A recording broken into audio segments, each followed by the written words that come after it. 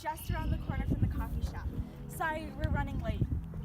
Hey Ruth, before we get there, we should go over our main points for our book report on In the Shadow of Liberty. Oh my gosh, it's such a great idea, Barb. Hey girls, you guys are some great candidates for modeling. I'm a modeling agent if you guys want to get started up. Do you really think so? Of course! Meet me at the corner at 8:30. I'm Chester, by the way.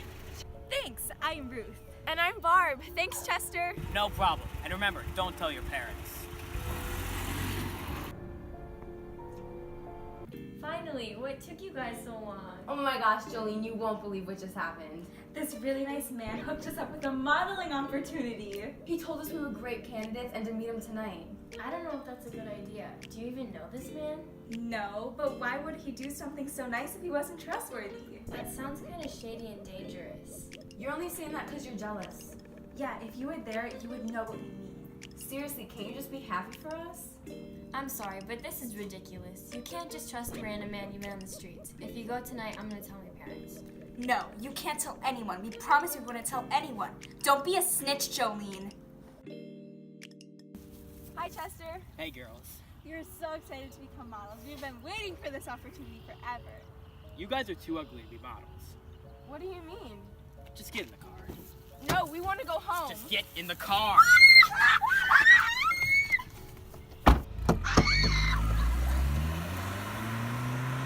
Hello, is somebody there? We want to go home! Please, we don't want to be models anymore!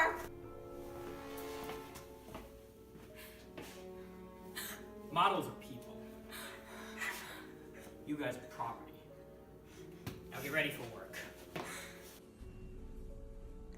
What you just watched was a typical trafficking situation. Young adults are lured in by modeling, dancing, and other highly paid opportunities. Then they are kidnapped and sold. Predators typically prey on young teens because they are most vulnerable and easy to manipulate. Their captors often tell them they are worthless, unwanted, and other degrading things in the hopes that they don't want to leave because they feel they have nothing worth going back to. An estimated 200,000 women are forced annually into the sex trade. In our book, In the Shadow of Liberty, by Kenneth C. Davis, female slaves were sometimes forced to become concubines for their captors. Concubines are a fancy name for prostitutes.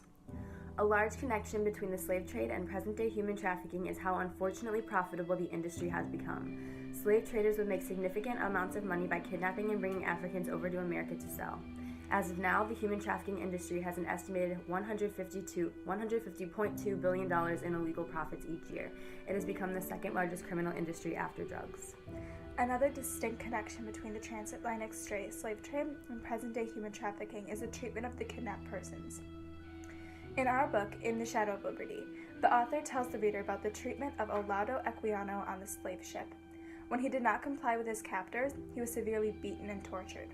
Unfortunately, this behavior is repeated today in the modern-day slave trade. Prostitutes are beaten, starved, and punished if they refuse to cooperate with orders. In addition to prostitution, there are several common forms of trafficking today, such as forced labor, forced organ extraction, servitude, and more. Labor trafficking is harder to prove than sex trafficking and harder to track. Part of this comes from the fact that sexual exploitation gets more attention than labor trafficking. This relates to our book because the theme of our book is how slavery was pushed into the shadows of America's greatest men.